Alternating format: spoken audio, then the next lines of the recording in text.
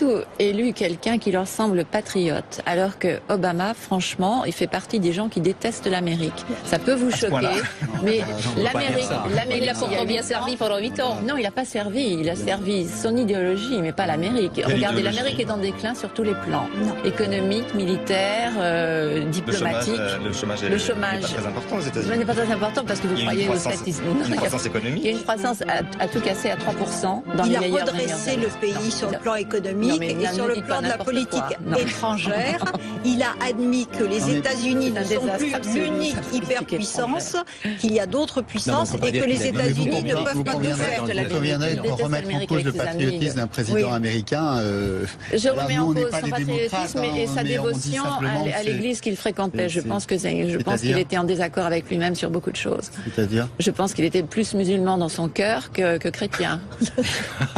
Vous disiez que mais renseignez-vous, vous voyez, tout ce qu'Obama a écrit à l'université, comment il est devenu président de la Harvard Law Review, tout ça, c'est sous-scellé. On n'a pas le droit de le savoir. Durant ses 8 ans, il a montré qu'il était plus musulman que catholique. Absolument. Oui, il a montré qu'il était plus musulman. Mais non, il l'a pas montré, justement, durant ses 8 ans. Il a toujours il n'a pas voulu prononcer le terme même d'islamisme radical. Ça lui écorchait les lèvres. Il ne voulait pas. Il y a des gens qui ne sont pas musulmans et qui auraient pu exactement. Non, quand vous êtes devant un attentat terroriste, on appelle un chat un chat. Ça ne jette pas le discrédit pour autant sur toute une population.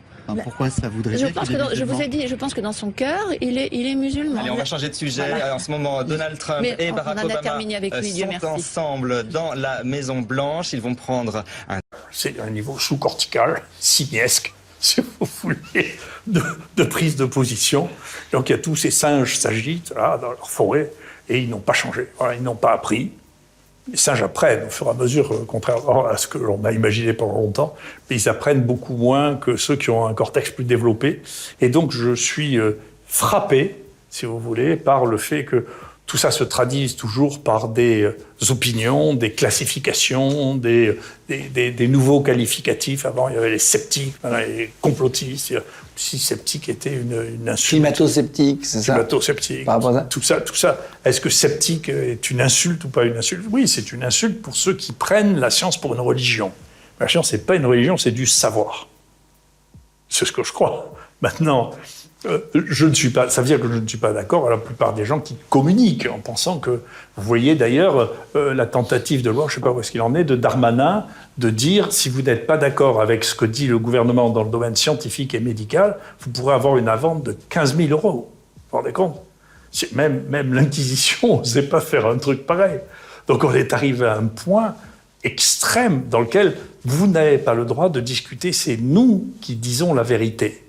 Pas le savoir, parce que honnêtement, je viens discuter avec Darmanin de virologie si ça l'amuse. Enfin, Et si vous appellent pour vous prendre en conseiller pour l'État, ils vous ont jamais appelé pour... Ça sert à rien. Ça sert à rien ? Non, ça sert à rien. Ça sert à rien. Après, moi, encore une fois, je me sens pas... je pense que les choses ont toujours été comme ça, mais pas avec la même accélération. Moi, ce qui m'intéresse, c'est... ça fait longtemps que je dis, j'avais eu une discussion comme ça avec les gens du ministère, à l'époque où je les fréquentais un peu plus. Je lui dis, mais tu sais, à la fin, je m'en fiche un peu. Moi, j'ai écrit ce que j'ai écrit. Ce qui m'intéresse, c'est que dans 10 ans, c'est pas mal, ça, à 20 ans, vous pouvez le ressortir et vous dites, vous trouvez pas d'énormes bêtises dans ce que j'ai écrit il y a 20 ans, qui est disponible sur Internet. Tant mieux, j'ai écrit un que sais-je aussi, quelques années avant. Quand je le relis, je n'ai pas dit trop de bêtises, ça va. C'est ça qui m'intéresse. Après, ce qu'on dit au jour le jour, ces espèces d'émissions, cette délation généralisée, tout ça est dégoûtant, mais ça passera, ça ne m'intéresse pas. Voilà. L'immigration est une chance pour la France. Les médias et les partis du système nous le répètent tous les jours, comme pour tenter d'exorciser une réalité brutale, celle de la faillite intégrale du multiculturalisme et de la politique d'assimilation républicaine. Mais la réalité, nous la connaissons. Chômage, délinquance, terrorisme, séparatisme, c'est ça le vrai bilan de ces décennies d'immigration incontrôlée dont notre pays, et en particulier notre génération, paie aujourd'hui les conséquences tragiques. Pourtant, tous continuent à nous faire croire qu'on peut encore réinventer l'assimilation, qu'en investissant plus de moyens, on peut réussir l'intégration, et qu'il suffit de légiférer sur le port du voile pour régler le problème du séparatisme. Bien sûr, ils nous trompent. La réalité, c'est que le temps de l'assimilation est révolu. La réalité, c'est que les zones de non-droit se multiplient et menacent l'unité du pays. La réalité, c'est que compte tenu des dynamiques démographiques et migratoires, nous, les Français de souche, nous serons bientôt minoritaires sur notre propre sol. Il a fallu que je me batte à la fin pour maintenir ma place face à un arabe, mais que je meure à l'instant foudroyé si c'est faux. Parce que l'arabe, il était arrivé il y a une demi-heure et il refusait d'attendre, quoi. Et donc, technique méditerranéenne, aïe, je vois plus rien, madame, je vois plus rien, il passe lui, mais c'est pas urgent, moi je vois plus rien, je vois plus rien. Juste après moi, ils l'ont pris. Le médecin l'a pris, dès qu'il était en salle d'attente, il a plus rien dit. D'un coup, plus de douleur, rien du tout. Et il est sorti, il avait rien, il avait un... Je sais plus ce qu'il avait. Enfin voilà quoi, non mais jusqu'au bout de l'horreur quoi. Jusqu'au bout de l'horreur quoi. Ils sont partout. Ils te nuisent partout. Et t'as pas le droit de dire du mal d'eux. Évidemment pas le droit de lever la main sur eux. Oh là là, oh là là, oh là là. Les heures les plus sombres de notre histoire. T'as le droit de rien faire, t'as juste le droit d'aller te faire enculer et de payer pour ça. En fait, la France, les impôts, c'est génial. En fait, c'est un club sadomaso, quoi. C'est-à-dire, t'entres dans le club, bonjour, alors quel est le principe du club? Vous êtes maso? Ouais. Alors, je t'explique. Tu vois, ici, t'as des mecs minables, ils valent rien. Même pas, ils ont des grosses bites, ils valent rien, vraiment, tu vois. Et toi, comme t'es un putain de soumis... Parce que moi, je fais du pet play, mais du puppy play. Ce que tu vas faire, tu vas payer 300 balles pour qu'ils t'enculent sans capote. T'es chaud? Ouais, grave. Vas-y. Et ça s'appelle comment, ce club? La France!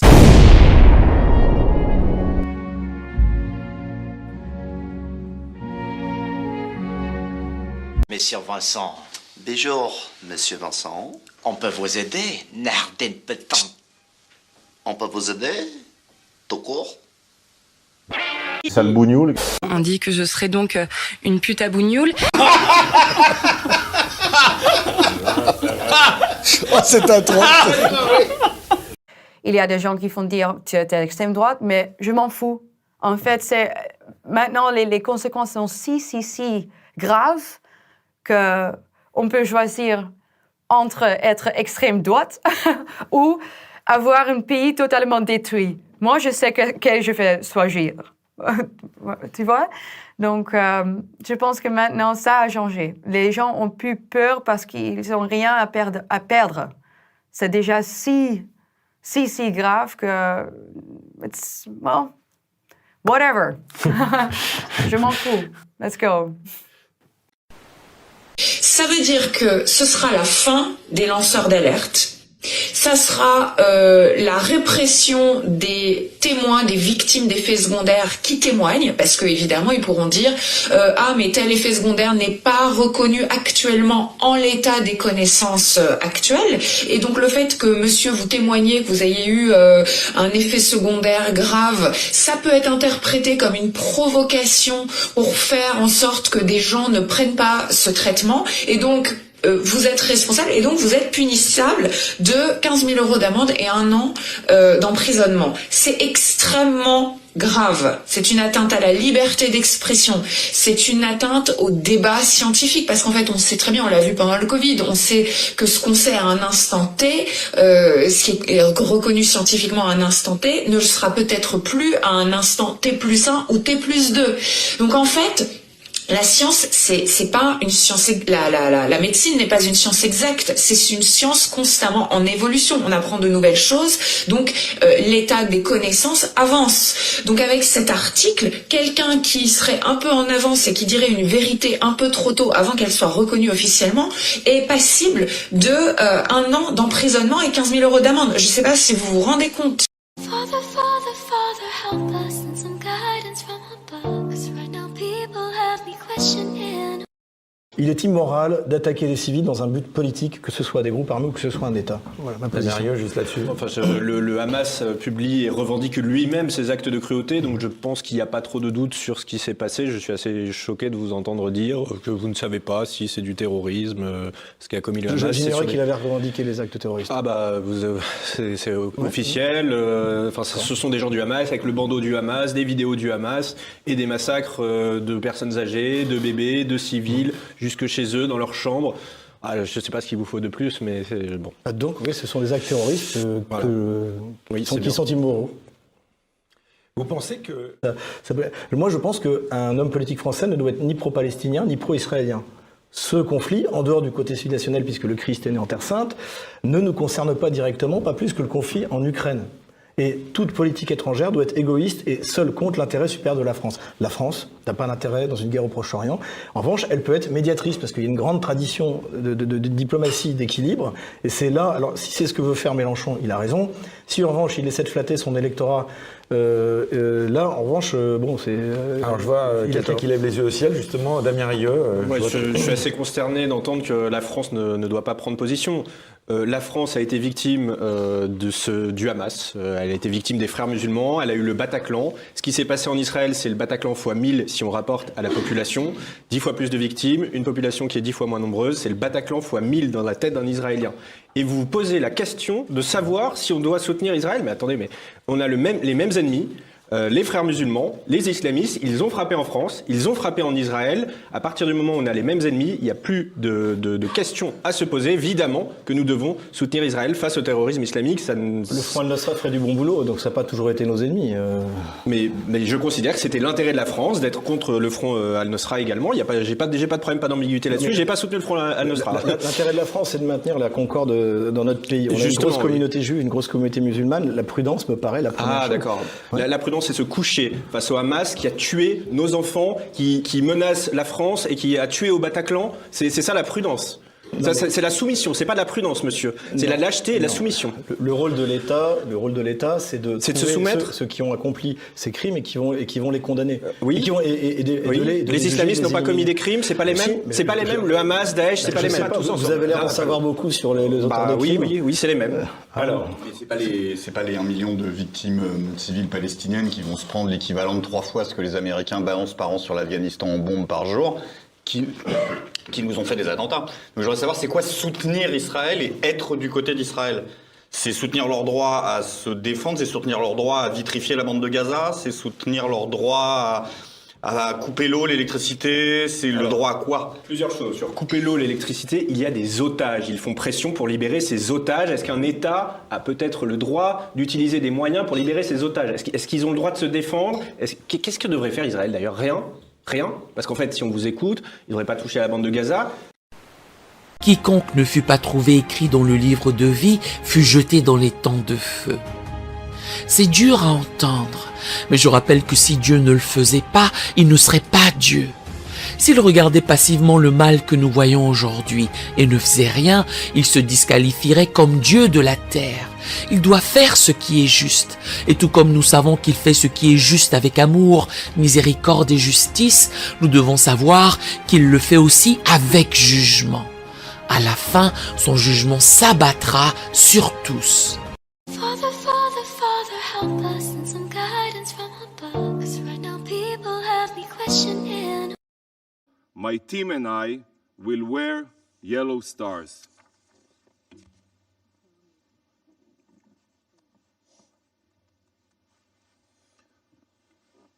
We will wear this star until you condemn the atrocities of Hamas and demand the immediate release of our hostages. We walk with a yellow star as a symbol of pride, a reminder that we swore to fight back, to defend ourselves. Never again is now. En 14 ans de pouvoir, Angela Merkel est allée dans plusieurs camps de concentration, mais jamais à Auschwitz, en Pologne. Troisième dirigeante allemande à se rendre dans ce lieu, la chancelière veut envoyer un message alors que dans son pays, l'extrême droite ressurgit, refusant la culture du repentir. Angela Merkel a déclaré que la mémoire des crimes nazis est inséparable de l'identité allemande. Elle a insisté sur le fait que Auschwitz, situé dans l'actuelle Pologne, était dans une région annexée en octobre 1939 par le Reich et qu'il fut administré par les Allemands. Il est important de nommer clairement les criminels, a-t-elle déclaré.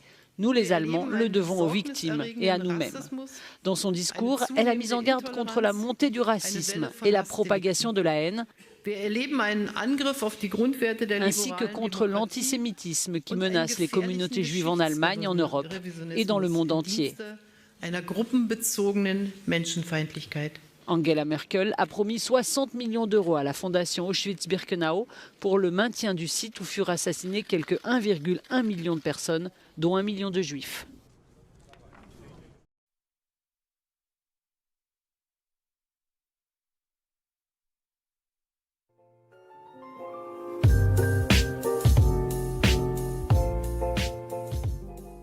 Bonjour Éric Zemmour. Bonjour. Mireille Knoll, une vieille dame de 85 ans, a été assassinée à Paris. Un meurtre qui rappelle celui de Sarah Halimi.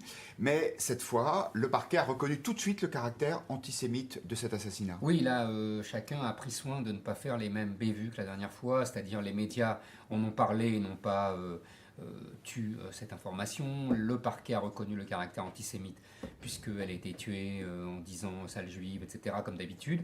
Et 3, les policiers ont tout de suite arrêté les 2 coupables qui sont 2 voyous.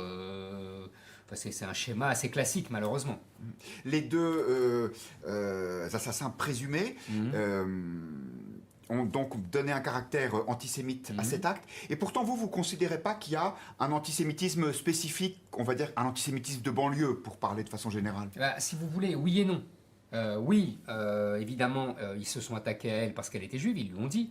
Mais ce que je veux dire quand je dis qu'il n'y a pas un antisémitisme spécifique, c'est-à-dire que ce sont les juifs et les chrétiens qui sont mis dans le même sac depuis le début, depuis 40 ans, depuis le début du regroupement familial, il y a les juifs et les chrétiens qui sont des cibles.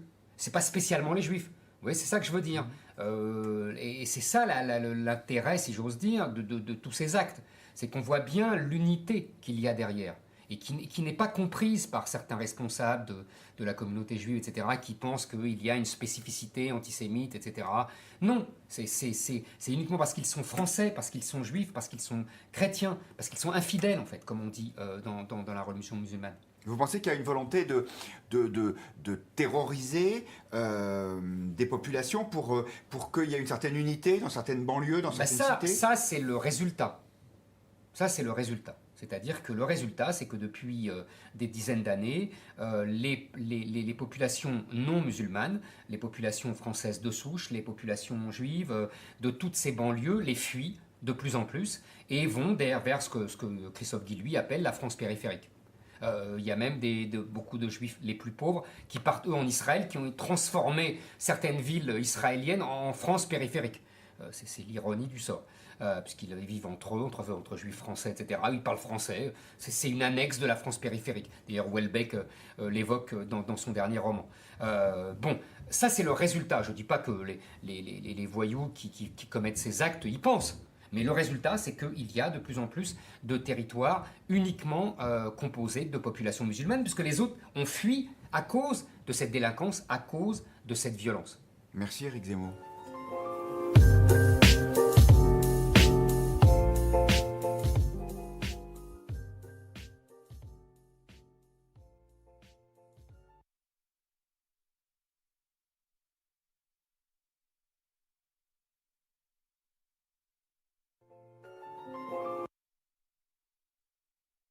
Vous allez voir un soldat d'une unité spéciale, l'unité Yahalom, aux prises avec 2 terroristes dans une maison qui sont cachés derrière l'entreporte là que vous voyez là. Vous en avez vu un d'ailleurs s'approcher du soldat, ça se passe vraiment à quelques mètres.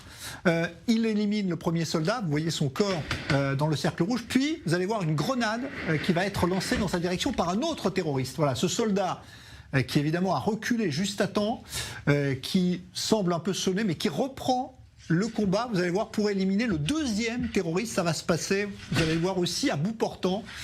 Ça donne une idée de ce à quoi sont confrontés, voilà, le 2e terroriste qui est là, dans l'entrebâillement, et qui est éliminé à son tour. Combat au corps à corps.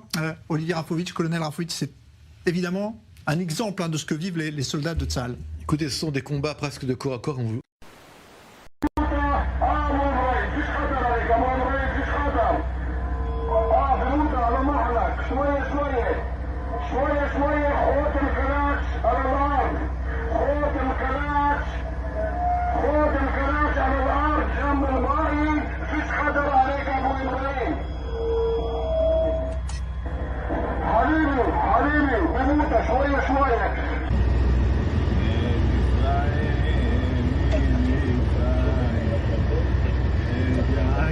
Lejos ya, no, lejos. Opa.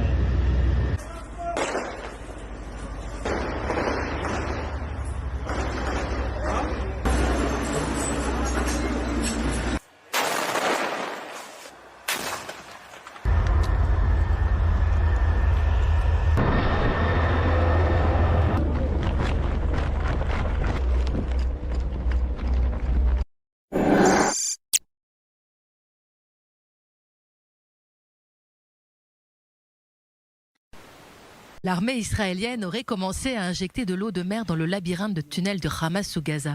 Objectif, détruire l'infrastructure souterraine qui permet au Hamas de mener ses attaques tout en restant protégé et de cacher les otages. Selon le Wall Street Journal, l'armée israélienne a installé 7 grandes pompes. 5 premières pompes avaient été assemblées au nord du camp de réfugiés d'Al-Shati au cours du mois dernier, capables de déverser des milliers de mètres d'eau de mer dans les tunnels, et 2 nouvelles auraient été ajoutées ces derniers jours.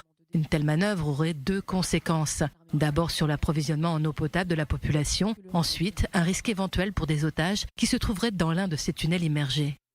Lors d'une conférence de presse, le président américain a évoqué ces éventuelles inondations de tunnels de Gaza, bien qu'Israël n'ait pas officiellement confirmé que le processus avait commencé. Joe Biden a déclaré que des rapports affirmaient qu'il n'y avait pas d'otages dans les tunnels en question, mais qu'il ne pouvait pas l'affirmer avec certitude. Tempérant, le président américain sait que pour Israël, chaque mort d'un civil est une tragédie nationale. Father, Father, Father, help us and some guidance from above. 'Cause right now people have me questioning.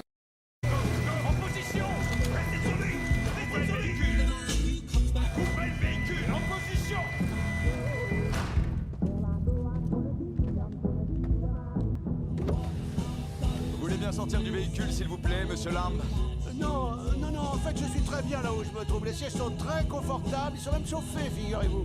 Sortez immédiatement, monsieur Lamb. Non, merci, je préfère rester là, je suis très bien. Allez chercher votre boss, dites-lui que je lui ai rapporté sa voiture, mais qu'il faut qu'on discute de la franchise accident.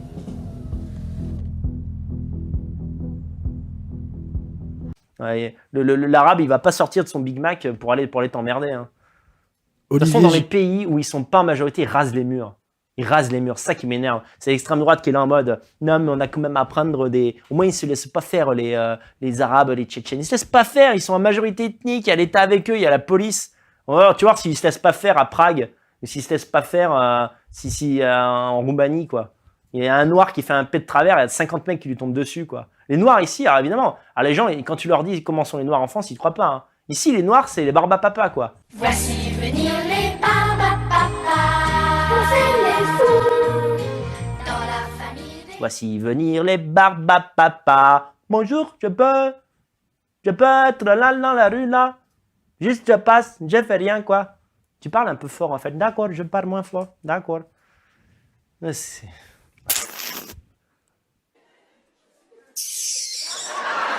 Surtout au début de la guerre en Ukraine. Bon là, c'est au début que le plus de gens ont voulu quitter le pays. Ceux qui ne souhaitaient pas se battre ou n'étaient pas en mesure de se battre, les femmes, les enfants, les vieillards, etc., ou les gens malades. Et on a vu à ce moment-là, en fait, tous les non-blancs d'Ukraine, il n'y avait pas tant que ça. Mais l'Ukraine, c'est quand même un pays de 40 millions d'habitants. Donc, je ne sais pas, je dis un chiffre au hasard. Mais il y avait peut-être 50 000, 100 000, 150 000 personnes qui n'étaient pas de nationalité ukrainienne. Ils se sont tous barrés à ce moment-là et ils ont essayé de rentrer en Europe et donc d'obtenir le statut de réfugié en Europe. Et il a fallu leur dire... Manque de peau, vous savez, je vais vous dire un truc. Si l'Ukraine était frontalière de la France, tous ces gens, aujourd'hui, ils seraient en France. Hein. Ils seraient complètement installés en France. D'ailleurs, certains l'ont été. Cette fameuse charité française... très très centré sur l'Afrique. Manque de bol pour les Africains qui étudiaient en Ukraine, c'est que quand ils sont sortis du pays, donc ils ont pris le train de Kiev à Lviv, et ensuite Lviv, ils ont essayé de rentrer dans le territoire européen. Le premier pays sur lequel ils sont tombés, c'est la Pologne. C'était pas de chance, quoi. Nous sommes des étudiants, nous sommes en train de mourir de froid. Ces étudiants désespérés sont pour la plupart originaires d'Afrique et du Moyen-Orient. Arrivés en Ukraine pour suivre des études, ils tentent comme de très nombreux Ukrainiens de quitter le pays. Alexander est l'un d'entre eux. Et donc, t'as des Africains qui ont dit I am from Ukraine. I am from Ukraine. Et pour les étudiants africains qui ont réussi à rejoindre la Pologne, le calvaire n'est pas terminé, les étrangers non européens n'étant pas autorisés à rester plus de 15 jours sur le sol polonais. Au douanier polonais, il a fait non. Kde postoupil do druhé.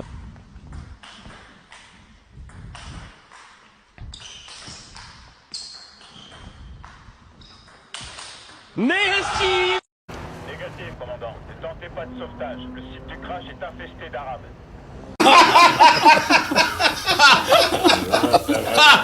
Oh, c'est un trop.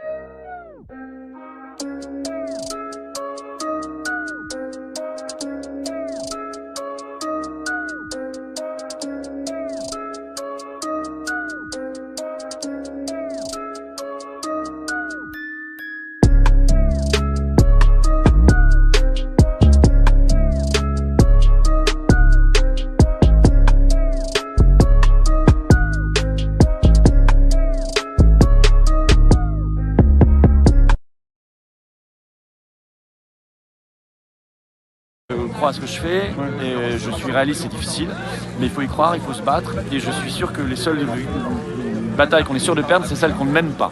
Donc ça c'est certain. Donc il faut mener des batailles, il faut les mener toutes. Sur votre compte Twitter, c'est vous qui écrivez tous les jours Je gère tous mes réseaux. Vous êtes à fond, c'est pour dire, vous êtes à fond vraiment sur Twitter. Mais oui, il faut, puisqu'on n'a pas les grands médias. Donc, en fait, là, c'est le contact direct avec les gens. 2024, l'année des révélations, peut-être ça s'arrête pas. Vous êtes régulièrement sur X, ça sort toutes les heures, il y a quelque chose, quoi. Tant que M. Breton nous aura pas censuré, on continuera. Ouais. Et puis, il y a d'autres réseaux alternatifs, au pire. Mais il faut se battre surtout pour la liberté d'expression, c'est un vrai sujet, ça.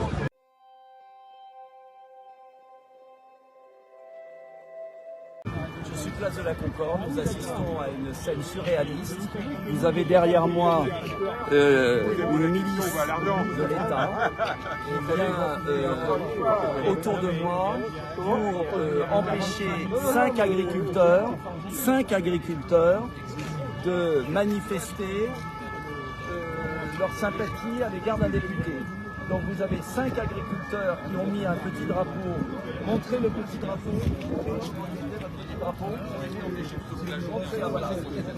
Voilà. Ils ont montré ça sur la place, devant le Palais Bourbon, et on amène combien de motards? 1, 2, 3, 4, 5, 6. Mais dans quel pays vit-on? Mais quand la racaille, les black box sont là, alors là il n'y a plus personne. Et tout est cassé. Donc c'est un deux poids deux mesures. Quand les black box sont là, quand la racaille est là, quand les amis de Naël sont là, il n'y a pas de policiers parce qu'il y a des ordres. Et le pauvre, il fait ce qu'on lui demande. C'est la conception d'Emmanuel Macron de l'ordre public. C'est quand ce sont des racailles, il n'y a pas de policiers. Quand ce sont des trafiquants de drogue dans ma banlieue, il n'y a pas de policiers. Il n'y a pas d'instruction, c'est surtout ne rien faire. Mais quand il y a 5 agriculteurs honnêtes qui viennent à Paris rencontrer un député, 50 motos qui arrivent, comme si on était dans une dictature. C'est inacceptable.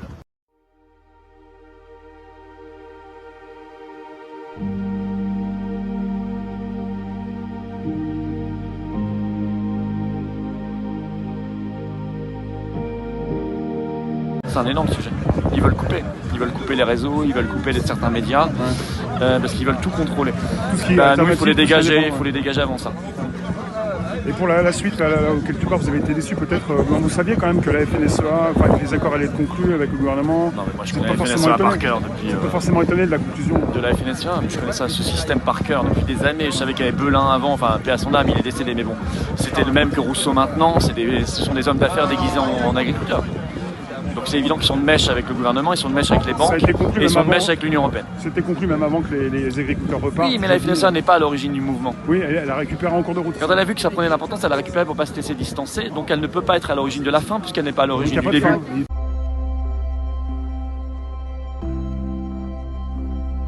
Il n'y a pas de fin, ça ne fait que commencer, c'est ça. Ça reprendra fortement, surtout que à côté en Allemagne, en Belgique, en Italie, en Espagne, en Portugal, c'est à fond, donc c'est évident.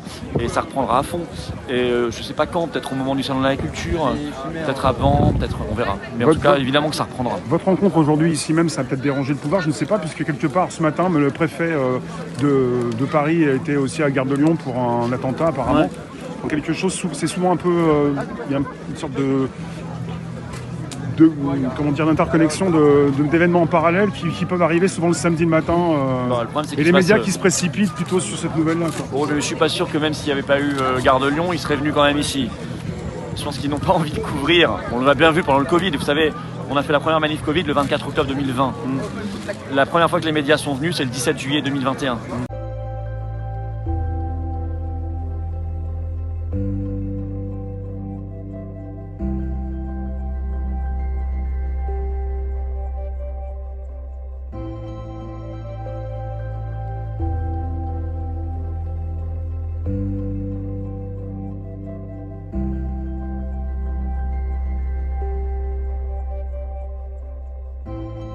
Donc en fait, quand ils sentent que ça dérange, ils veulent pas venir. Et s'ils viennent, ils viennent pour dénigrer. Donc à la limite, tant mieux si nous on diffuse par les réseaux sociaux, on fait des millions de vues. On n'a pas trop besoin d'eux en fait. C'est ça qui dérange. Alors YouTube, si jamais vous pouvez pas rester, vous avez peut-être prévu une solution de repli ou... Ah, ça serait embêtant. Ça serait embêtant. Il y a toujours les solutions sur tous les téléphones. Ouais, mais bon, on fait le maximum pour défendre d'abord la liberté d'expression partout. Merci monsieur Philippe. Non, merci à vous, courage.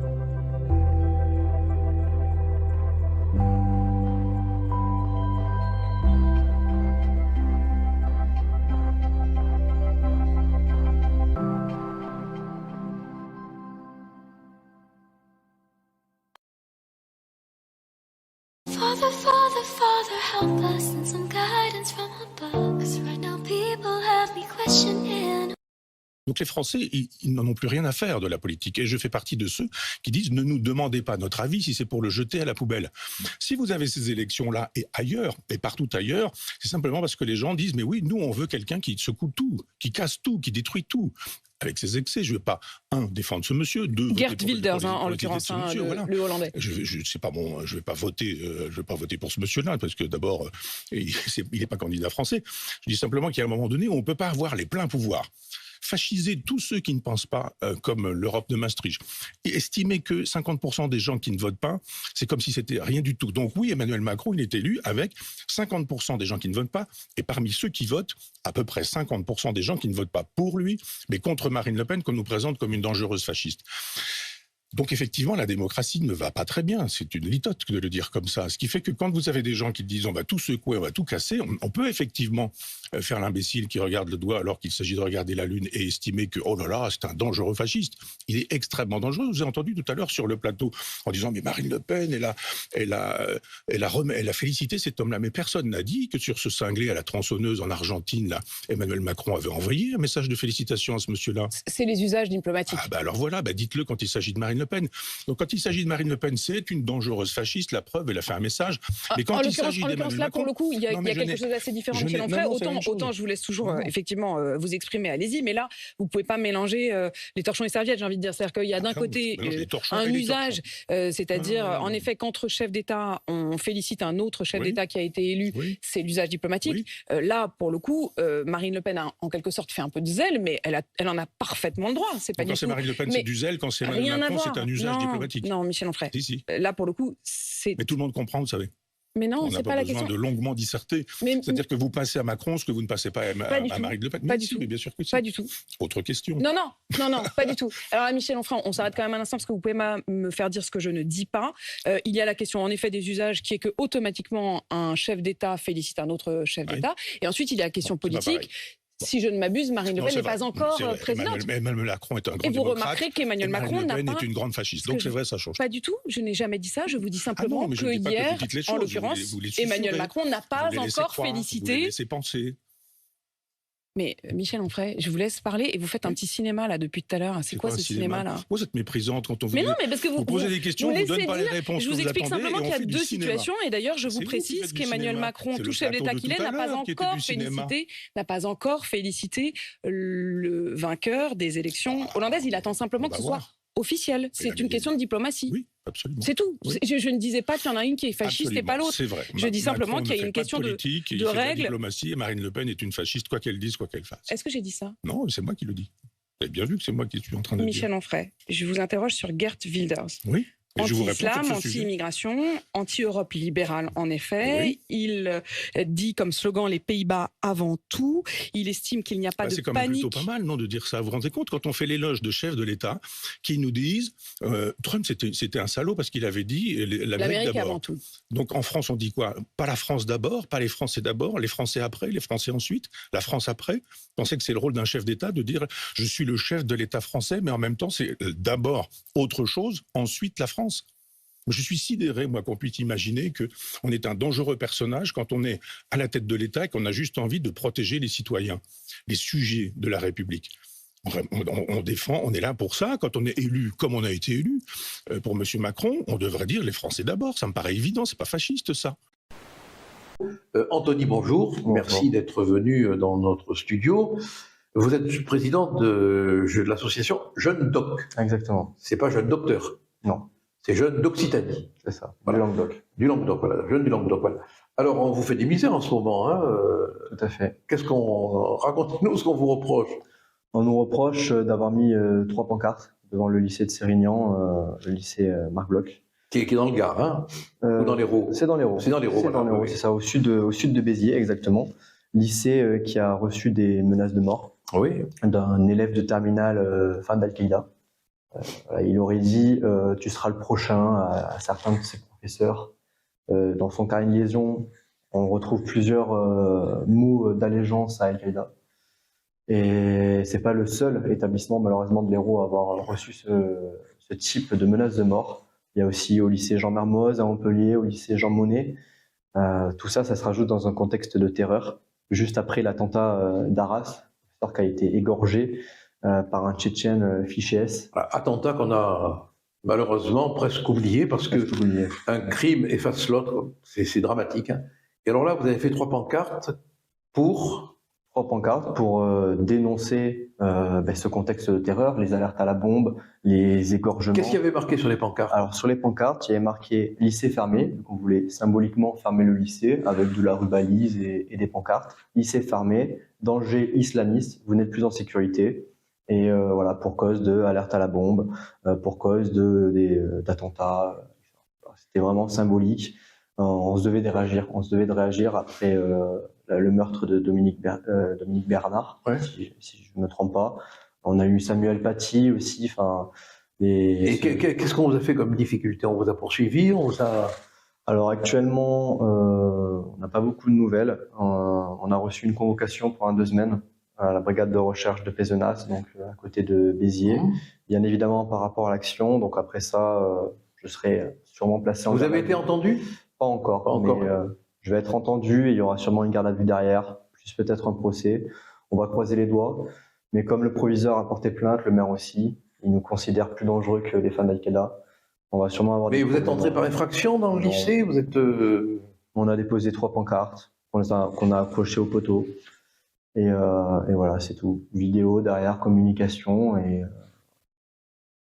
Mais écoutez, on va suivre l'instruction et le procès parce que c'est intéressant de voir comment les choses vont évoluer. Quoi.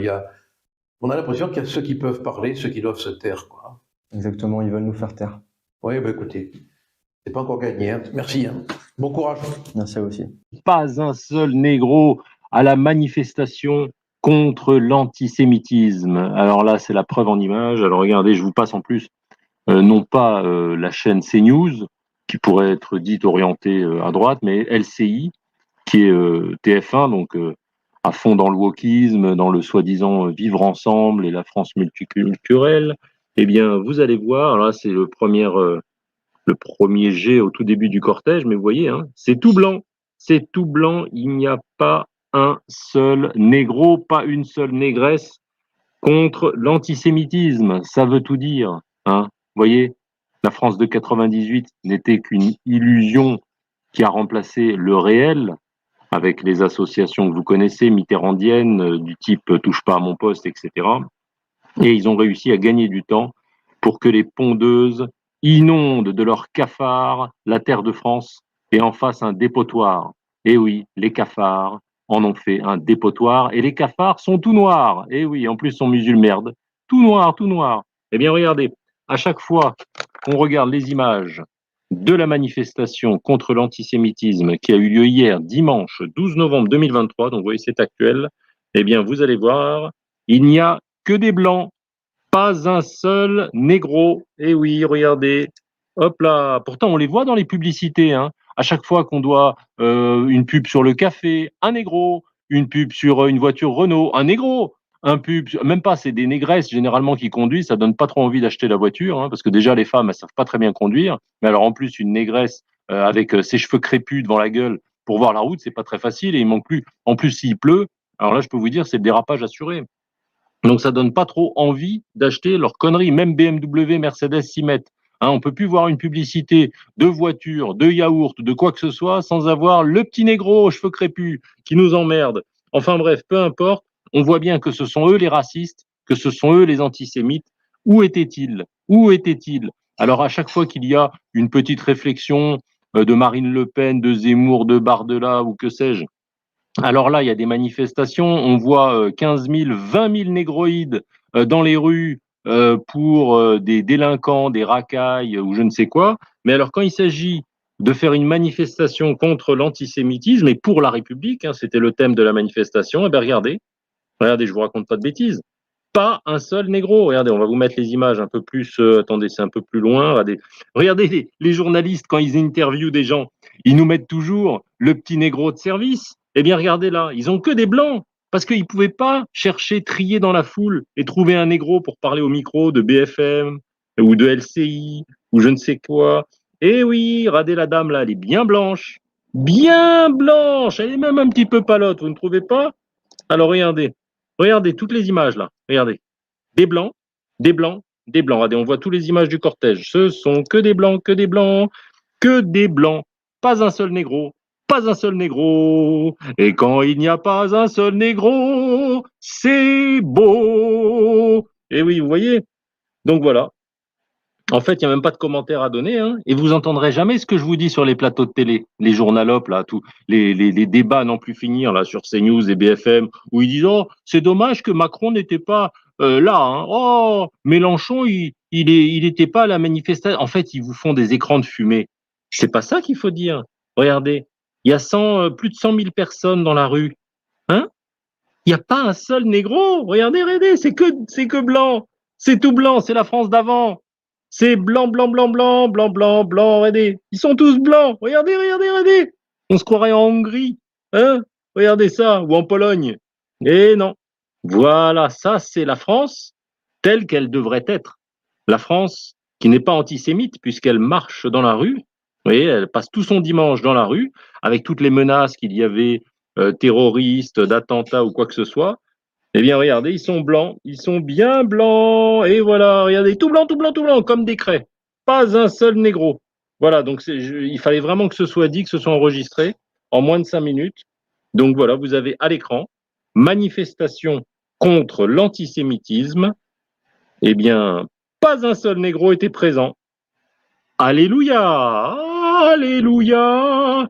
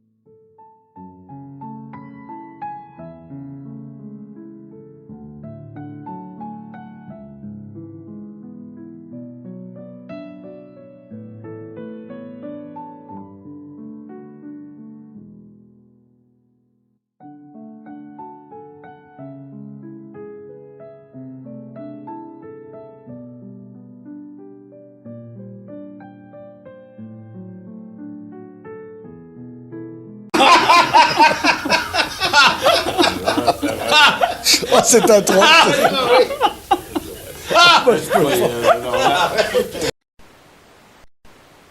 Élus de la République. Élus de la République. Nous sommes la France. Nous sommes la France. Non! Non! On veut pas! Et j'ai décidé de faire une vasectomie. Ou que vous êtes un dhimmi gauchiste. Si jamais dans 100 ans, la France, il n'y avait que des Noirs, des Arabes tous voilés, bah tant pis, on s'en fout. C'est un territoire, il n'y a rien d'autre. La dhimmitude. En vérité, dans un autre livre, j'ai formé l'expression islamo-gauchisme au début des années 2000 pour désigner une alliance militante de fait entre des milieux islamistes et des milieux d'extrême gauche que je qualifie de gauchistes. Où le narratif woke décolonial prend de plus en plus d'ampleur. J'imagine que vous dénoncez toute forme de racisme. Bien sûr. Y compris le racisme anti-blanc. Alors, attention, parce que je pense que la question c'est... Le racisme anti-blanc n'existe pas pour les sciences sociales. Ça n'a pas de sens. Kerr et Vidal nous alertaient sur ces dangers. Ce qu'on appelle communément l'islamo-gauchisme fait des ravages. Il fait des ravages à l'université. Moi, je pense que l'islamo-gauchisme gangrène la société dans son ensemble et que l'université n'est pas imperméable. L'université fait partie de la société. Je vous rassure, ces deux ministres ont été licenciés et remplacés. Bah oui, vous avez réussi à éliminer la menace islamo-gauchiste des facs. 2 days later. Mais la chasse à l'islamo-gauchisme. Oui, c'est ça. Là c'est évidemment le problème parce que ce terme ne désigne aucune réalité. Pas vrai, mensonge, mensonge, faux décor. peuvent bien se faire un peu islamiser, non? Puis avec un peu de chance, la grosse féministe à cheveux bleus là, elle viendra plus qu'en abaya, ça nous fera des vacances. Bref. Oh merde! Oh, c'est con ça! Si la police nous tue, on a le droit de tuer. C'est écrit dans le Coran. Voilà. Celui qui te tue, t'as le droit de le tuer. Bref, gauchisme et islamisme, ça se mélange pas. Ça, c'est en théorie, mais en pratique, ça se tripote un peu à l'arrière-boutique. Hein. Oh, you touch my tralala. Pipi pour Hamon! Ouais! Monsieur Hamon! Hamon! Président! Hamon! Président! Les gens pensent que c'est des Maghrébins qui nous agressent, c'est pas vrai. C'est que des Français, des gens du front de gauche, c'est tout. Notamment, je pense à ce que vous avez dit sur Charlie Hebdo et qui a entraîné, avec d'autres, la mort des 12 de Charlie. Ce que j'ai dit a entraîné la mort de quelqu'un? Oui. Mais encore, la racaille d'extrême gauche s'allie à l'islamo-racaille pour saccager les villes, on peut comprendre pourquoi est-ce que les deux s'allient. Mais... Maroc, sur le Coran, vive le Maroc, voilà! La France, redis!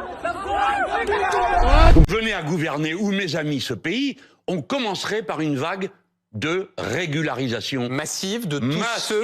Nous on va envahir chez vous, tant que vous nous donnez pas la paix d'Iker chez nous. Les gauchistes, comme Mélenchon ici, mais comme beaucoup d'autres avant lui, promeuvent à mort une immigration de quantité, n'ayant aucune volonté de s'assimiler. J'aimerais préciser au ministre de l'Éducation nationale que nous ne sommes pas dans un projet d'assimilation. Je n'aurai jamais un béret baguette. Nous sommes dans un projet de banalisation.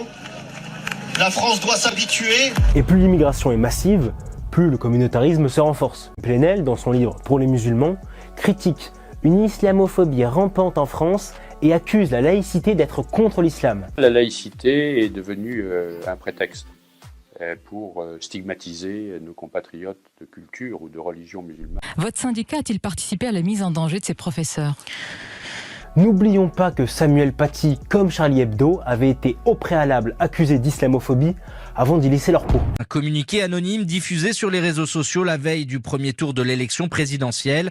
Il a été relayé par des prédicateurs fréristes suivis de près par les services de renseignement, parmi eux l'imam Hani Ramadan, l'un des frères de Tariq Ramadan. Plus à une soumission près, ils s'aplatissent face à un islam politique qui, démographie oblige, gagne toujours plus de terrain en France. Rappelons-nous de l'affaire Mila, où les féministes de gauche ont littéralement disparu face aux musulmans qui voulaient la peau de la jeune fille. Moi, je vois que ces associations, que ce soit les associations LGBT, féministes, n'ont pas envie de me soutenir. Le racisme anti-blanc n'existe pas. Il y a un butin de guerre qui s'appelle Mélenchon. Ouais. Oui, en plus. Il y a un butin de guerre, c'est ça. C'était quand même un espèce de laïcard de dingue. Je veux dire, il dit quand même des choses qu'il n'aurait pas dit il y a 15 ans. De trouver le chemin vers la réconciliation avec, y compris avec les terroristes eux-mêmes et les personnes qui sont poursuivies. Avec les terroristes? Oui, je pense que vous avez lu comme moi les Inch'Allah, hein? Syndicat des hijabeuses, abaya comme sujet de société. Médine invité à l'université d'été de la France Insoumise. L'islamo-gauchisme a depuis 15 ans largement étendu ses réseaux. D'une part politiquement, avec les décoloniaux, les indigènes de la République. Le décolonial, c'est de voir comment la société demeure structurellement raciste, structurellement sexiste, puisque les deux vont très souvent ensemble. Mais aussi médiatiquement, avec l'Humanité, Mediapart et Al Jazeera. C'est le féminisme blanc, ou white feminism en anglais. Mais qu'est-ce que le féminisme blanc et pourquoi pose-t-il problème? Mettre une patate, je vais t'en mettre qu'une. Et tu vas redevenir normal d'un coup. Le changera pas ses pronoms. Hein. Mais du coup, c'est quoi ton vrai nom? Est-ce que t'as fini ta transformation, ta transition? Va manger du caca là au lieu de me parler de conneries à la con. Le musulman, il a un bon sens traditionnel qui vous passe totalement au-dessus. Il méprise à raison le déconstruit, le libertaire et l'ethnomasochiste. Son progressisme, il s'arrête là où commence son pouvoir. Un atelier pour lutter contre l'homophobie. Des individus ont mené cette action au cri d'Allah Akbar contre cette opération. Ce que vous faites... La France, ça n'existe pas. C'est un territoire, c'est des papiers, point. C'est rien d'autre. Si jamais, dans 100 ans, la France, il n'y avait que des Noirs, des Arabes tous volés, bah tant pis, on s'en fout. Oui, mais moi je suis pour l'abolition du mot France. C'est vraiment avec le gauchisme témoigne de l'état dans lequel se trouve l'extrême gauche française. C'est la preuve parfaite qu'avant d'être anticapitaliste, elle est anti-française. L'islam en tant que force politique n'a pas sa place dans notre pays. Je sais que les musulmans qui aiment la France en sont conscients. Hélas, la démographie joue en faveur d'une montée de l'islam en France et par extension de l'islam politique. Une réponse politique doit exister en dehors du gauchisme mental qui fait la promotion des décoloniaux et de la haine de la France. Les valeurs des goïms, des non-juifs, n'auront plus aucune valeur.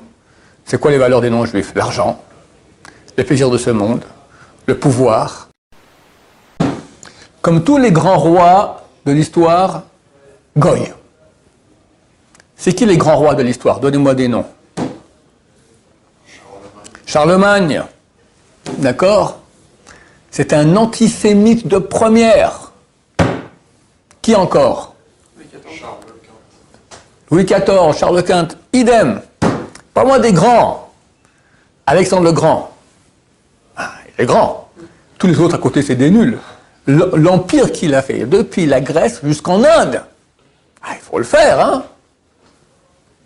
Eh bien, je crois qu'à l'âge de 30 ans, il avait déjà conquis l'Inde. Il est dans sa tente là-bas, dans le quartier général, avec son compagnon d'armes. Il s'énerve contre lui, sort le poignard et le tue. Ah, c'est un homme, ça? C'est une bête. Richard Cœur de Lion, hyper antisémite.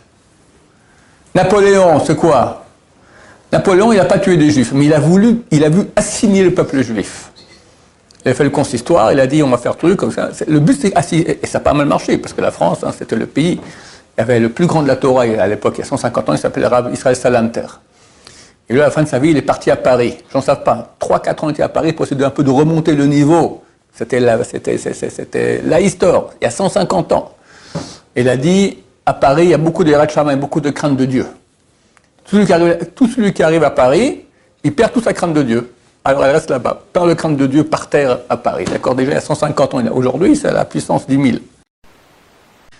Le Talmud pose une question. Il y a un animal énorme, que les Français appellent dinosaure. Le Talmud appelle cela Rehem, qui est énorme. Et on raconte même que le roi David, une fois, il s'est assis au haut d'une colline. Du coup, la colline s'est mise à bouger. Il a compris qu'il s'est assis sur le dos du Rehem. D'accord? C'est grand comme une colline. Comment Noé, il a fait pour prendre? Il y avait 2 rehem, il fallait prendre mâle et femelle. Comment il a fait rentrer 2 rehem dans l'arche de Noé? Le rehem, il fait bing comme ça avec sa tête. L'arche de Noé, elle pète en petits morceaux. D'accord? Alors, comment il a fait? La Gemara donne 2 réponses. Première réponse, il a pris des bébés rehem. Un bébé rehem, c'est grand comme un mammouth. Mais un mammouth, on peut le faire rentrer dans l'arche de Noé. Deuxième réponse de la Gemara, les 2 rehem sont restés dehors. Mais ils ont mis le museau dans l'arche. Question qu'on se pose tout de suite, ok, le museau, et alors? Tout le corps est à l'extérieur. Et c'est malgré que l'eau était bouillante, enfin des tas de trucs, c'est pas possible. Réponse, écoute, toute l'arche, toute l'histoire de l'arche, c'est un miracle. Alors, c'est un miracle aussi, qu'il suffisait de mettre le museau dans l'arche pour être sauvé. Et ça, c'est notre conseil à ceux qui sont loin de Torah. Si tu peux rentrer dans l'arche, devenir un bon juif, la totale, Shabbat, Kashrut, Tfilin, Tzniut, la Shonara, etc., vas-y, fonce!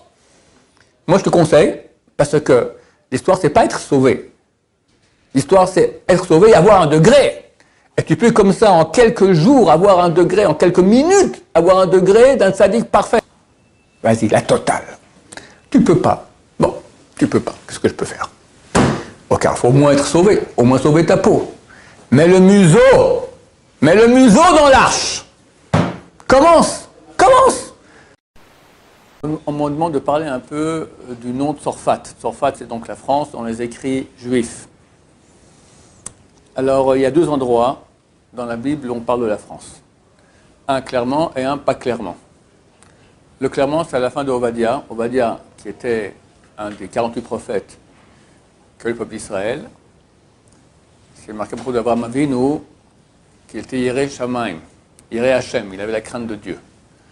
Ovadia, c'est marqué, il était Yireh Hashem Me'od, il avait beaucoup de crainte de Dieu, plus qu'Abraham Avinu. C'est un converti occidental. Il est de Édom, il a fait une prophétie, un seul chapitre, sur Édom. Et à la fin de sa prophétie, il dit Veknaanim ad Sorfat. Les Cananéens sont partis jusqu'en France. C'est qui les Cananéens?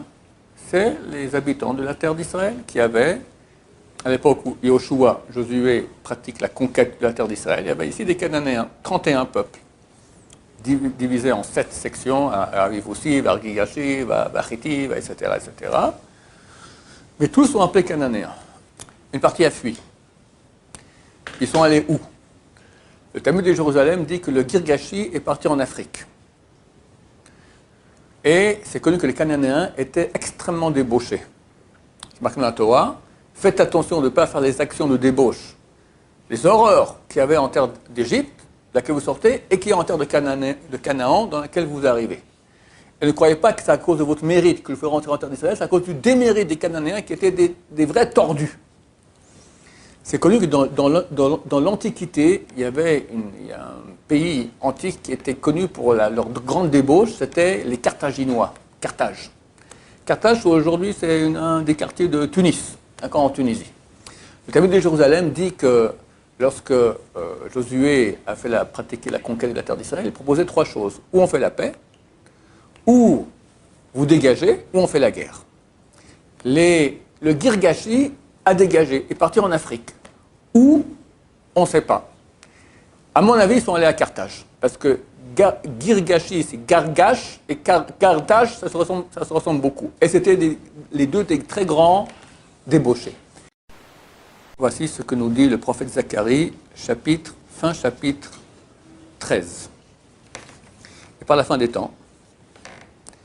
Et il dit, Va bechol haaretz, et il y aura dans toute la terre, Noum Hashem, discours de Dieu, Pishnaim ba ikaretu, 2 tiers seront retranchés, Igva ou mourront, Vashishit ivaterba, et 1 tiers restera.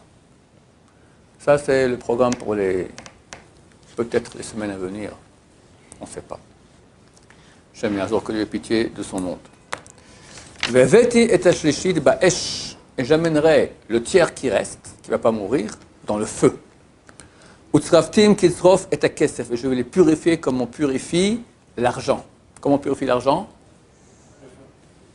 Tu prends l'argent, tu prends un karcher, chalumeau, tout ce qui est impur part. Ça chauffe. Ubechantim kifron tazahav, et je les examinerai comme on examine l'or.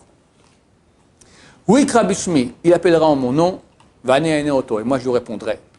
Amarti amihu, je dirai c'est mon peuple, vous yomar Hashem Elokai, lui dira l'Éternel est mon Dieu. Ça c'est la fin du programme Bezrat Hashem. Carte, c'est le premier de la pensée, c'est la raison qui remplace Dieu.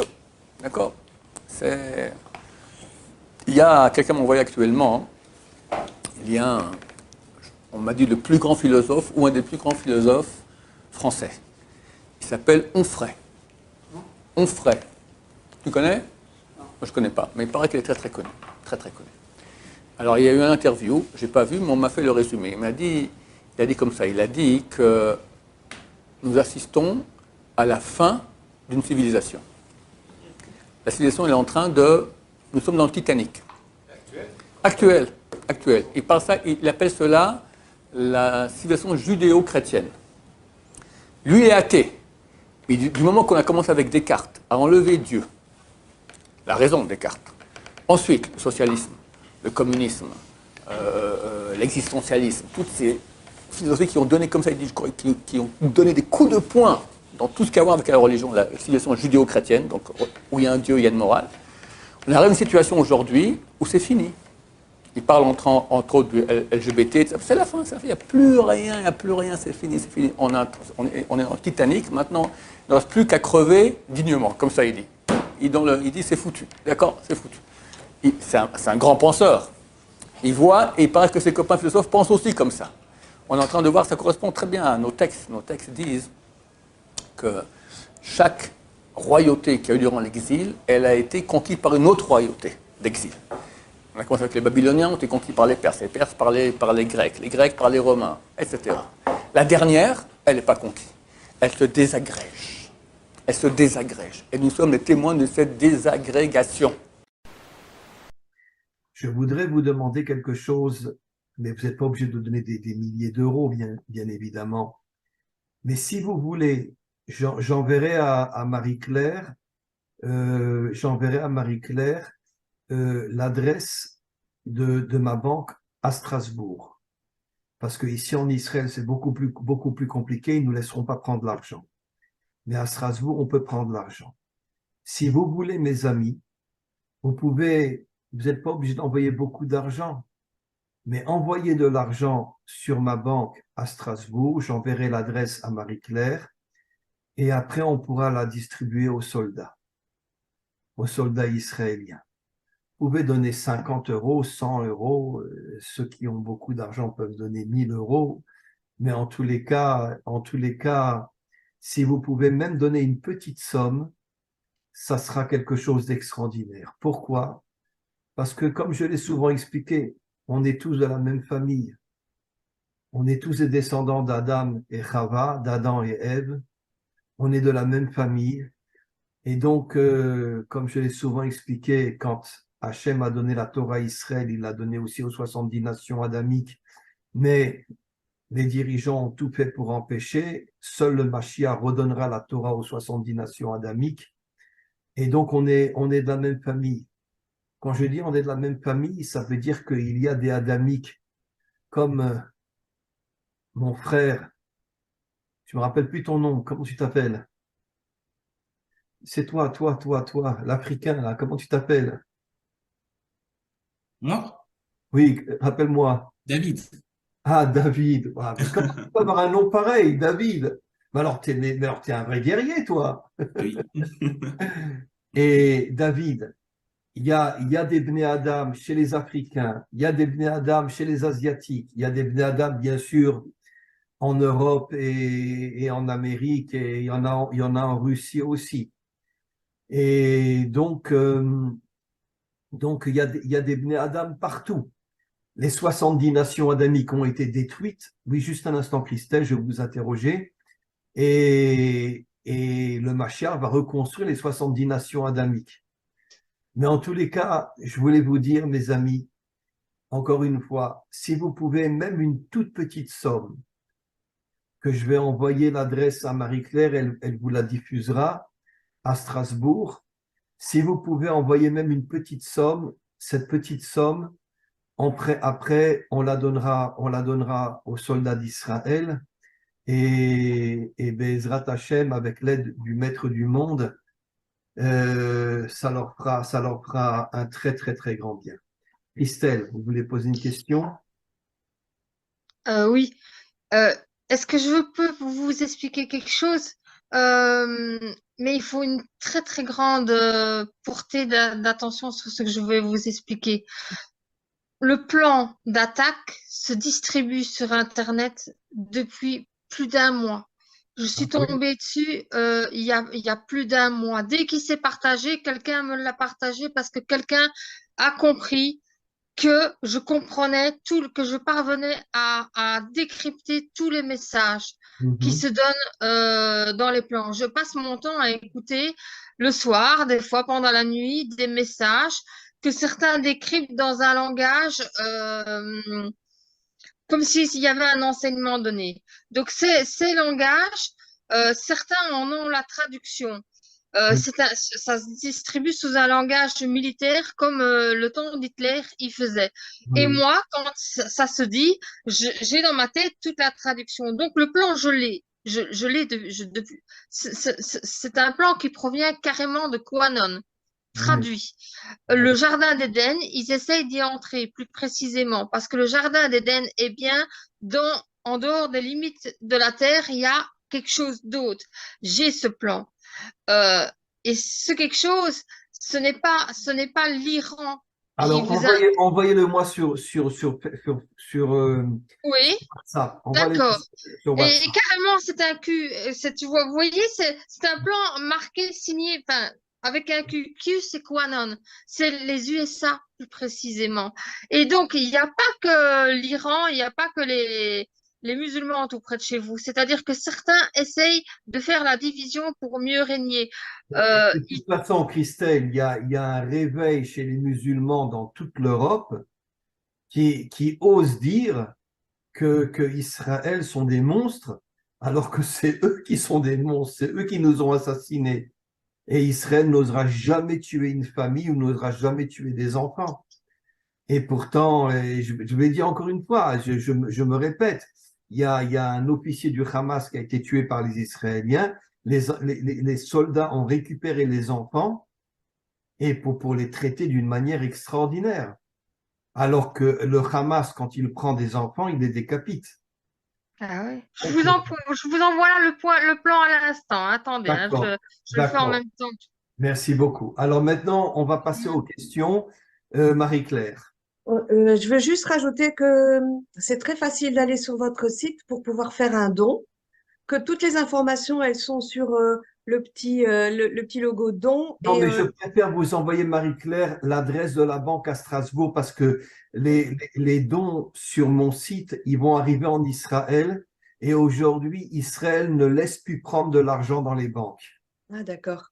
Alors, oui, pas que celui-là. Donc, je préfère que ça parte à Strasbourg et là, je pourrais un jour partir à Strasbourg et récupérer l'argent. D'accord, d'accord. D'accord. Je voudrais donner un petit témoignage par rapport à Rainevo, parce que opposed the existence of the state. From day one, we have pleaded with the United Nations that the Torah forbids us a state. From day one until today, we have thousands and hundreds of thousands demonstrating in Jerusalem and New York, and we are being murdered, we are being attacked, and we are being arrested in the Holy Land. We are being held as criminals because we oppose the existence. We cry and hurt for the suffering of the Palestinian people. Inshallah, God should bring a speedy end to the occupation in its entirety and a free Palestine. Assalamu alaikum. Parce qu'en fait, on en a marre. Mais voilà, les gens en ont assez. Et effectivement, si vous devez récupérer... Est-ce que vous remettez en cause la liberté? Oui, je remets tout en cause. Je vous dis oui, oui, oui, oui. On dit que je serais donc une pute à bougnoule. Sale bougnoule. On dit que je serais donc une pute à bougnoule.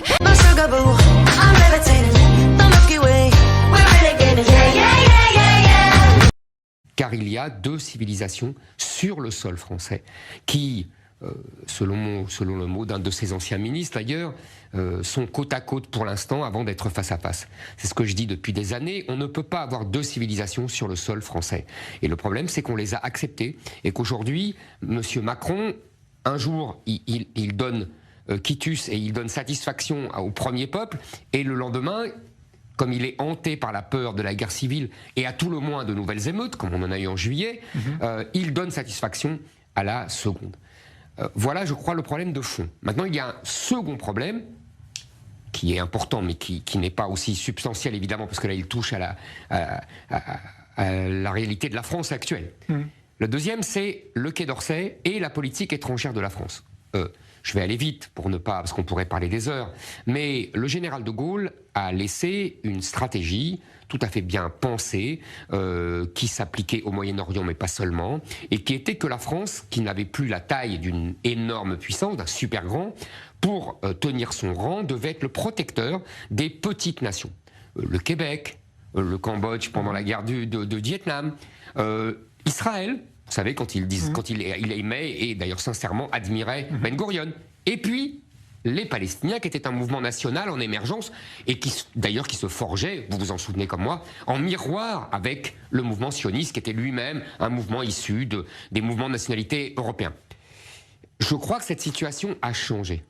Et que la position française, qui était de dire il faut deux États pour deux nations, etc., n'est plus adaptée à la réalité. Parce que tout simplement, le Hamas et le mouvement islamiste en général d'ailleurs a modifié les conditions du mouvement palestinien. Le mouvement palestinien, qui était un mouvement laïque, politique, territorial, avec une OLP qui était d'ailleurs composée essentiellement parmi ses dirigeants de chrétiens, et qui avait essayé de forger, encore une fois, sur le modèle des nations européennes, un sentiment national. Aujourd'hui, le Hamas, depuis une vingtaine d'années, a islamisé tout cela, a ottomanisé même, vous savez, de l'Empire ottoman. On apprend l'histoire de l'Empire ottoman plus que des populations palestiniennes. On enseigne les auteurs ottomans plus que le grand poète palestinien Mahmoud Darwish. Vous voyez, c'est des symboles tout ça. Donc, le Hamas, vous connaissez évidemment sa devise, il n'y a pas les Palestiniens dedans, il y a le Coran qui est la Constitution, et il y a le djihad qui est le chemin et mourir pour Allah. Vous voyez, on est loin des mouvements nationaux européens, des Allemands, des Italiens, etc. Donc la France, j'en viens là, parce que je pense ça depuis quelques années, et là ça se précise, comme je pense que nous sommes rentrés dans une nouvelle phase, que le général de Gaulle aurait tout à fait analysé de façon brillante, comme il le faisait à chaque fois, de guerre de civilisation et non pas d'opposition de mouvement national, je pense que la France doit changer radicalement son logiciel. Ce que le Quai d'Orsay ne fait pas, il annonce des éléments de langage vieux de 40 ans qui avaient leur justification et leur intelligence dans un cadre qui existait et qui, pour moi, n'ont plus lieu d'être. Alors, j'entends ce que vous dites quand vous parlez des deux peuples auxquels s'adresse Emmanuel Macron, mais quand même, si on prend la question, et vous y avez été confronté ici, vous avez rencontré des familles d'otages israéliens, on n'a pas l'impression qu'en France, beaucoup de ces deux peuples sortent dans la rue pour réclamer la libération de ces otages, parmi lesquels des enfants, ce qui est une situation qui apparaît insupportable à tout un chacun. Et pourtant, il n'y a pas de mobilisation dans les rues de qui que ce soit, si c'est de la communauté juive. Je pense que s'il n'y a pas de mobilisation, je pense que vous vous trompez. Je le dis sincèrement, je suis suffisamment vieux pour avoir connu, même quand j'étais enfant, la France d'avant la guerre des 6 jours. J'ai connu depuis, et j'ai connu dans les années 80, 90, 2000, etc. Je pense qu'il y a un vrai changement. J'ai le sentiment, et c'est ce que je vis en France, que jamais le peuple français n'a été aussi proche du peuple israélien depuis les années 50-60. Il y a effectivement deux peuples, je le maintiens, c'est-à-dire qu'il y a un peuple français qui a compris, vous savez, il y a eu un sondage qui disait que 72% des Français étaient convaincus et craignaient que ce qui est arrivé en Israël arrive en France. Donc vous voyez, ne croyez pas. Et puis il y a un peuple islamo-gauchiste, je le dis depuis la présidentielle, qui a été forgé dans la campagne présidentielle de 2022 de Jean-Luc Mélenchon, qui est composé de musulmans qui votent Mélenchon et de gauchistes qui, au nom d'une idéologie woke que vous connaissez aussi en Israël, qu'on connaît aux États-Unis, qu'on connaît en Angleterre, c'est-à-dire qui privilégie les minorités sur la majorité du peuple français, les minorités ethniques, religieuses, sexuelles, etc., et qui s'allient dans une alliance complètement folle d'ailleurs, puisque l'islam dénonce et martyrise et criminalise toutes ces minorités. Enfin, c'est leur problème, si j'ose dire. Vous savez, je vais vous raconter une histoire. Il y a quelques jours, j'étais encore à Paris. Et il y a une dame qui est venue me voir et qui m'a dit, vous savez, j'ai quitté l'Iran et j'ai l'impression qu'il arrive exactement ce qu'il est arrivé dans mon pays. C'est-à-dire que les communistes, à l'époque, avaient chassé le chat. Et qui a tiré les marrons du feu? Les islamistes de Khomeini, qui ont mis les communistes en prison. Il arrivera la même chose à ces gauchistes français qui aujourd'hui font des mamours aux Palestiniens et à l'islam. Et vous savez, je pense que c'est inexorable. Mais pour l'instant, malheureusement, ils sont alliés contre le peuple français. Ouais. Alors, puisqu'on est en France, après on va revenir en Israël, mais puisqu'on parle de ce qui se passe aujourd'hui en France, il y a un antisémitisme qui atteint des niveaux rarement vu, vraiment depuis très longtemps. Une parole libérée, on a vu ce qui s'est passé cette semaine sur la radio France Inter, où un chroniqueur a comparé Netanyahou à un nazi sans prépuce. C'est quelque chose de tout à fait consternant. Est-ce que vous comprenez aujourd'hui pourquoi, parce que vous n'étiez pas de cet avis il y a quelques années, pourquoi certains juifs victimes d'antisémitisme et d'attaques terroristes antisémites en France préfèrent enterrer leurs victimes ici en Israël plutôt que en France? Je sais pas que je n'étais pas d'accord. J'essayais d'analyser ce que ça signifiait et je m'attristais de voir que des gens enterrent leurs morts en dehors de la France alors qu'ils étaient citoyens français. C'était ça mon depuis. D'ailleurs, j'ai rencontré le grand-père Sandler, qui est un homme charmant et un patriote français qui aime sincèrement la France et qui m'a expliqué qu'il craignait que ses petits-enfants, les tombes de ses petits-enfants soient taguées et soient abîmées. On parle des tueries de Toulouse. Exactement, on parle des tueries de Toulouse. Voilà, ça, parenthèse fermée. Mais sur le fond, vous avez tout à fait raison. Qu'est-ce qui se passe? Il y a une montée de l'antisémitisme qui est corroborée, qui est provoquée et qui est proportionnelle à la montée de l'immigration arabo-musulmane. C'est simple, ça fait des années que je le dis, ces gens-là, les antisémites d'aujourd'hui, ne lisent pas Drummond et Maurras, mais lisent le Coran et récitent des sourates du Coran pour agresser et pour dire mort aux Juifs. On dit mort aux Juifs au nom de Allah Akbar. Ils sont presque synonymes. Et comme je le dis toujours, vous savez, les islamistes ont une phrase qui est très significative et que j'explique toujours à tous mes compatriotes français, c'est « après le samedi, il y a le dimanche ». On s'en prend d'abord aux juifs et puis on s'en prend aux chrétiens. C'est la logique du djihad.